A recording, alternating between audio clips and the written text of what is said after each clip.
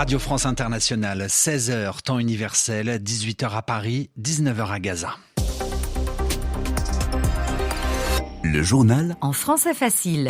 Adrien Delgrange. Bonjour à toutes et à tous. Vendredi 20 octobre et à la une de cette édition, au 14e jour de la guerre, l'aide humanitaire se fait toujours attendre à Gaza. Le secrétaire général de l'ONU tape du poing sur la table pour que le passage de Rafah ouvre rapidement. En soutien aux Palestiniens, des dizaines de milliers d'Égyptiens se sont réunis au Caire aujourd'hui. Reportage à suivre dans la capitale égyptienne. En France, de nouvelles alertes à la bombe dans 14 aéroports du pays. 3 aéroports ont dû être évacués. Et puis nous sommes vendredi. Dans le petit journal de l'environnement, nous serons en Argentine à 2 jours de l'élection présidentielle, mais aussi au Brésil et au Kazakhstan. Simon Rosé nous attend. Voilà pour les titres. Soyez les bienvenus.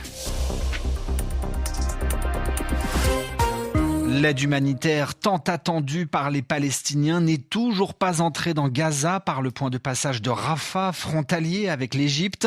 Antonio Guterres met la pression. Le secrétaire général de l'ONU demande que les camions puissent entrer au plus vite dans Gaza, car ils représentent la différence entre la vie et la mort pour tellement de Gazaouis. Ce matin, au point de passage de Rafah, côté égyptien, Antonio Guterres a pris la parole. Il est impossible d'être ici et de ne pas avoir le cœur brisé. Nous sommes témoins d'un vrai paradoxe. Derrière ces murs, nous avons 2 millions de personnes qui souffrent énormément. Ils n'ont pas d'eau, pas de nourriture, pas de médicaments, pas de carburant. Cette population vit sous les tirs, elle a besoin de tout pour survivre. No fuel, that is under fire, that needs everything to survive. And so we are now actively engaging. Nous nous engageons maintenant activement avec toutes les parties. Nous échangeons activement avec l'Égypte, Israël, les États-Unis afin de nous assurer que nous sommes en mesure de clarifier ces conditions, que nous limitons ces restrictions afin que ces camions puissent être acheminés le plus rapidement possible là où ils sont nécessaires. As soon as possible, these trucks moving to where they are needed. But for that, this must be a sustained effort. Il s'agit d'un effort soutenu. Nous n'attendons pas qu'un seul convoi passe. Nous attendons que des convois soient autorisés avec un nombre significatif de camions à se rendre chaque jour à Gaza pour apporter un soutien suffisant à la population gazaoui. Antonio Guterres, le secrétaire général des Nations Unies, ce matin au point de passage de Rafah, côté égyptien, au 14e jour de cette guerre meurtrière entre Israël et le Hamas. Les bombardements israéliens se poursuivent sur la bande de Gaza. Le ministère de la Santé gazaoui déclare 4137 personnes tuées et plus de 13 000 blessés depuis le début de la guerre le 7 octobre. Israël, de son côté, évoque 1400 morts et 203 otages. En soutien aux Palestiniens de la bande de Gaza, du Caire à Bagdad, en passant par Amman et Tunis, des dizaines de milliers de personnes ont manifesté aujourd'hui dans des capitales arabes. Reportage en Égypte, où les autorités égyptiennes sont traditionnellement hostiles, plutôt contre les rassemblements populaires.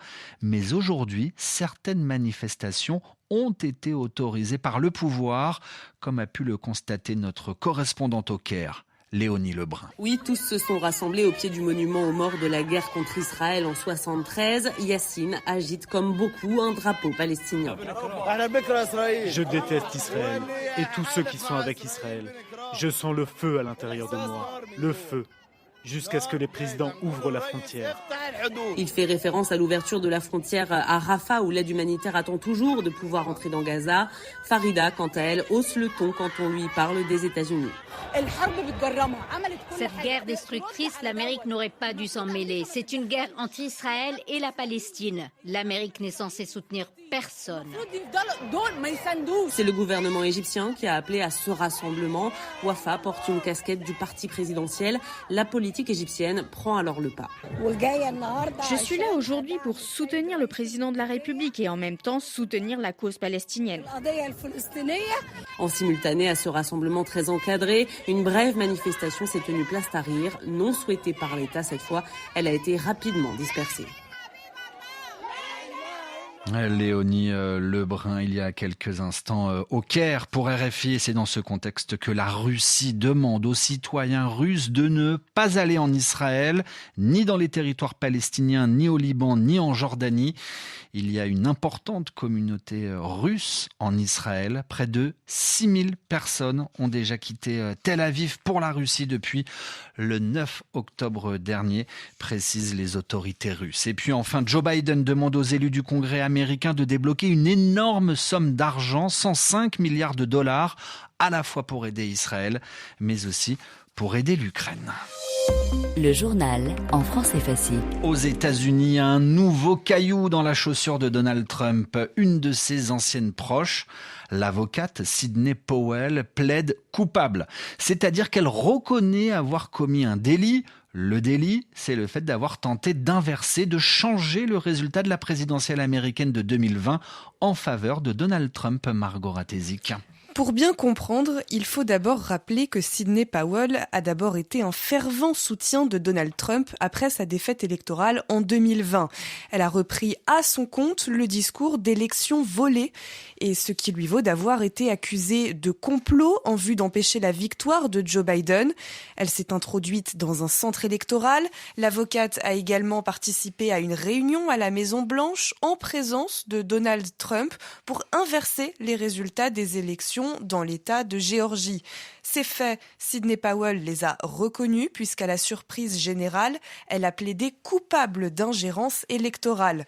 Et maintenant, donc, Sidney Powell accepte de collaborer avec la justice. Elle pourrait témoigner contre Donald Trump.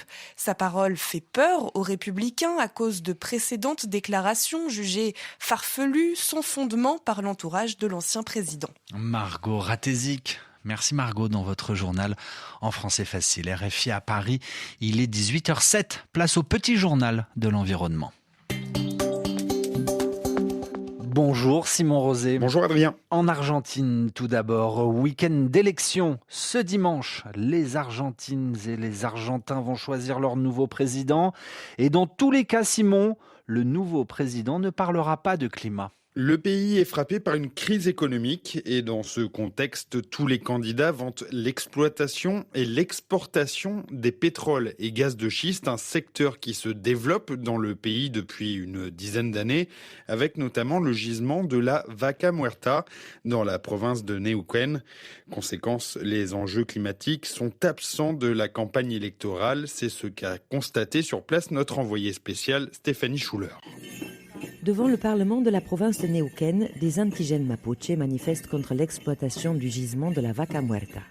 C'est très frustrant de suivre les débats présidentiels en cette période de crise économique. Les candidats défendent plus que jamais l'extractivisme, alors que notre dépendance totale vis-à-vis des compagnies pétrolières est la mauvaise voie. L'exploitation des hydrocarbures pollue la terre, l'eau, l'air, les humains, et le changement climatique est absent du débat.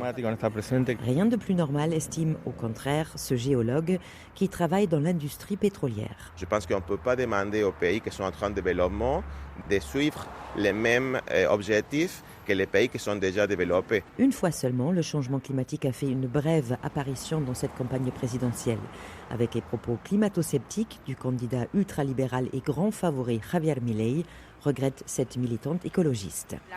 Malheureusement, notre débat tourne encore autour de la question de savoir si oui ou non le changement climatique est causé par les humains. Stéphanie Schuller, Neuquén, RFI. Et nous restons en Amérique du Sud avec vous, Simon Rosé. Au Brésil, à présent, l'Amazonie connaît une période de sécheresse très intense. De juillet à septembre, il n'y a jamais eu aussi peu de pluie depuis 50 ans. Des lacs et des rivières sont à sec, un événement extrême rendu plus fort par les effets du réchauffement climatique et en partie provoqué par le phénomène El Niño. Enfin, tout autre sujet. Au Kazakhstan, nous parlons de la chasse à l'antilope saïga. C'est un animal sacré pour le pays, selon les mots du président Tokayev, et pourtant le ministère de l'écologie veut en prélever, comme on dit, jusqu'à 337 500 exactement. En cause, les saïgas provoquent trop de dégâts dans les champs, elles sont trop nombreuses. La bête figure pourtant sur la liste rouge des espèces menacées, même si elle ne risque plus l'extinction. Merci Simon. Simon Rosé dans votre journal en français facile. Bonne suite des programmes. Il va être 18h10 à Paris.